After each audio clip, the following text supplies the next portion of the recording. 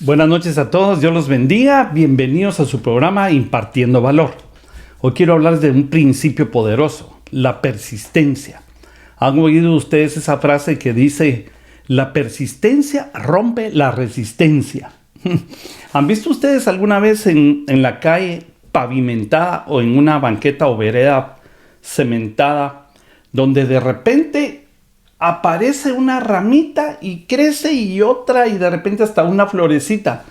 ¿De qué cuenta? Si esa no es tierra que esté abonada, no es tierra que esté tratada y cuidada, ni siquiera tierra puesta con ese significado, es decir, con esa intención, pero sale, hasta rompe el pavimento. ¿Cómo puede hacer una pequeña raíz, una pequeña plantita, romper el pavimento? Porque la persistencia de querer salir hasta rompe la resistencia. He visto algunos ríos y he visto algunos comentarios respecto de la resistencia y respecto de la persistencia.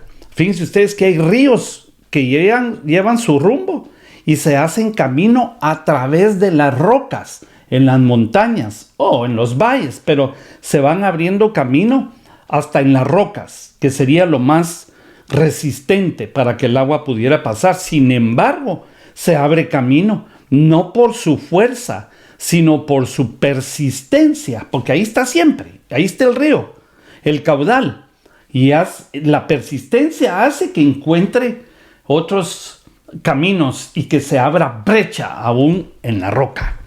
Entonces la persistencia va a traer para ti, siendo persistente,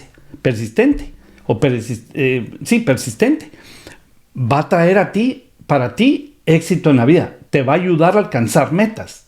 Ahora, si nosotros tenemos persistencia y no tenemos metas, pues creo que no vamos a llegar a ningún lado, pero nosotros deberíamos de tener nuestras metas y después trabajar con persistencia para llegar a ellas. Bueno, yo te quiero poner algunos ejemplos bíblicos. Fíjense ustedes que el éxito de la iglesia del Señor, porque fíjense que la población no era muy grande de cristianos al principio de la iglesia. Jesús recién lo habían matado, crucificado, y bueno, resucitó y se fue al cielo y se quedaron ahí llenos del Espíritu Santo, un grupo no tan grande. De hecho, empezaron como 120 en el aposento alto. No eran muy grandes, pero ha habido tal éxito que hasta guerras allá en las cruzadas se han dado al respecto. No estoy diciendo que sean buenas, ni estoy diciendo que quién era bueno y quién era malo. Solo estoy diciendo que hasta eso se provocó en la historia. Y el día de hoy nosotros nos permitimos predicar la palabra de Dios porque muchos perseveraron, es decir, que rompieron la resistencia. Entonces miren Hechos capítulo 2, verso 42, dice de estas personas que las andan persiguiendo para matarlas y que algunos ya los mataron. Pero miren esto, dice, ¿cómo hicieron para tener éxito? Perseveraban en la doctrina de los apóstoles, en la comunión unos con otros y en el partimiento del pan, en oraciones o en las oraciones. Entonces la persistencia, ellos perseveraban en la doctrina y la doctrina rompió la resistencia. Mientras más predicamos, más vamos a abrir paso para el Señor Jesús y más vamos a abrirle paso a otros que vienen atrás para que las cosas se le hagan más fáciles. Así ha sido toda esta evolución del cristianismo, desde que Cristo se fue al cielo y dejó a sus discípulos, que eran pocos. Señor sabía, porque el Espíritu Santo vino sobre ellos y les dio poder y autoridad. Entonces miren lo que dice, pues perseveraban en la doctrina de los apóstoles, en la comunión unos con otros y en el partimiento del pan y en las oraciones. Ahora, tengo 8 versículos aquí que tengo que darles. Hechos 1:14 dice, todos estos perseveraban unánimes. O sea que la unión, que a veces uno dice, no, pero si yo no tengo un equipo unido, mi familia no está unida. Todos estos perseveraban unánimes en oración y ruego con las mujeres y con María, la madre de Jesús, y con sus hermanos. Bueno, esta es la iglesia que perseverando, que con persistencia se ha abierto pasos hasta los imperios. En aquel tiempo el imperio romano. y después todo lo que se ha venido en toda la historia. De hecho, ahorita en Estados Unidos hay ataque contra la iglesia. Todo lo que la Biblia ha venido enseñando a todos los ciudadanos o todos los que viven en los Estados Unidos desde que se fundó, ha sido los principios del reino de Dios. Claro, fíjense ustedes que muchos hablan de que se va a venir la destrucción del imperio de los Estados Unidos porque se están perdiendo los valores y los principios, principalmente cristianos. Ustedes que conocen tal vez esta área, por ejemplo en Los Ángeles, San Diego, que son ciudades pues grandes, cosmopolitas, ustedes pueden ver, van a poder ver que de repente hay barrios donde encuentran banderas del movimiento gay y promueven casamiento de hombre con hombre, mujer con mujer, y aunque esto tal vez es algo moderno y que tal vez a los niños les están enseñando, a los jóvenes, que esto es algo moderno y que los papás son anticuados pensando que esto no está bien, pero este es un principio bíblico que nos enseña que un hombre se debe casar con una mujer, y todos los que tienen este problema allá dentro de su corazón lo saben, todos. Lo que pasa es que luchan socialmente por fuera para tratar de autoconvencerse y convencer a los demás, pero voy a decirles una cosa: yo estoy seguro que el que empezó la buena obra la va a perfeccionar hasta el día de Cristo, y el Señor seguirá el río de su doctrina, seguirá su movimiento con persistencia, y vamos a romper la resistencia, porque Dios quiere bendecir esta nación, así como todas las naciones del mundo. ¿Ok? No estoy diciendo que solo Estados Unidos.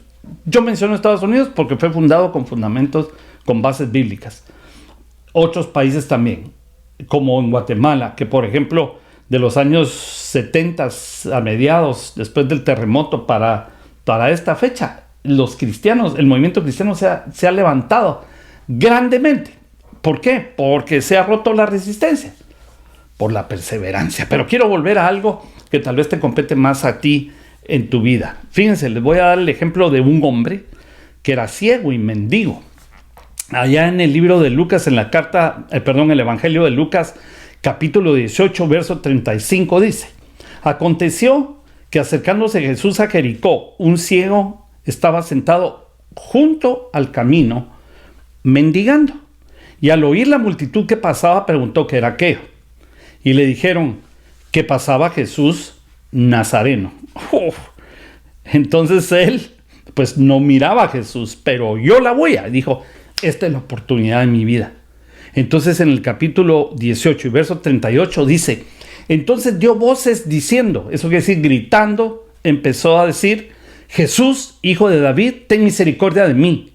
Y los que iban delante de él le reprendían para que se callara.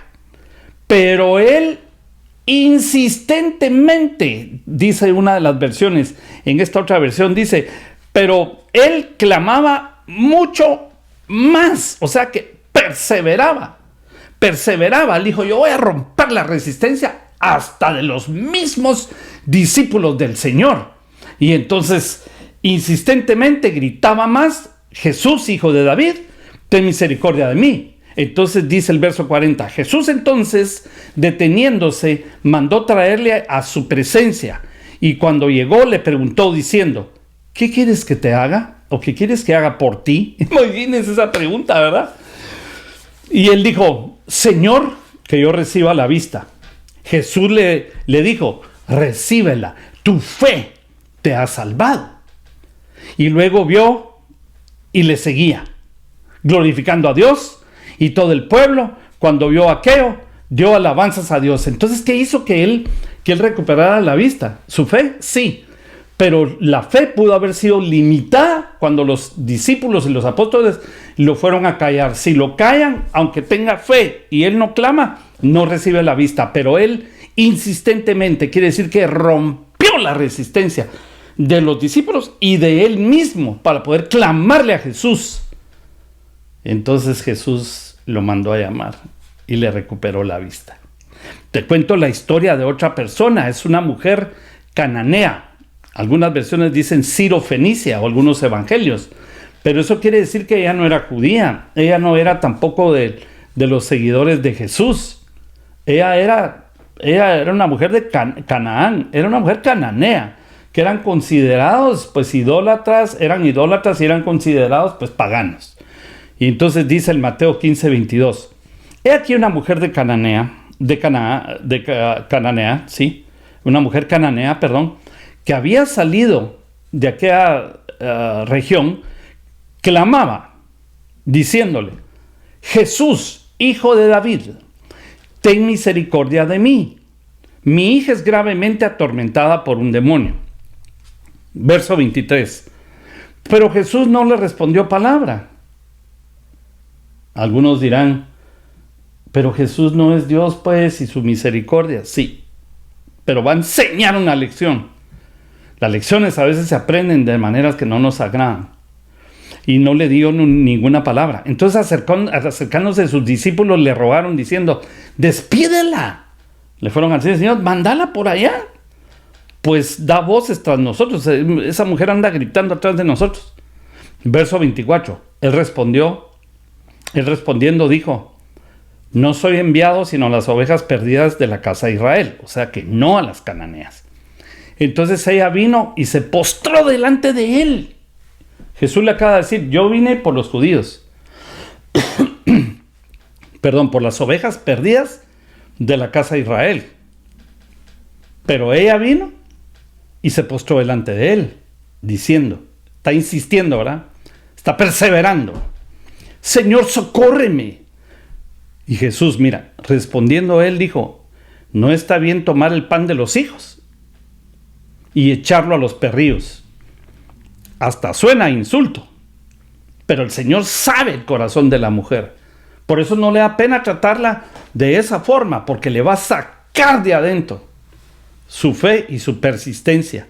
Verso 27. Y ella dijo: sí, Señor, pero aún los perrillos comen de las migajas que caen de la mesa de sus amos.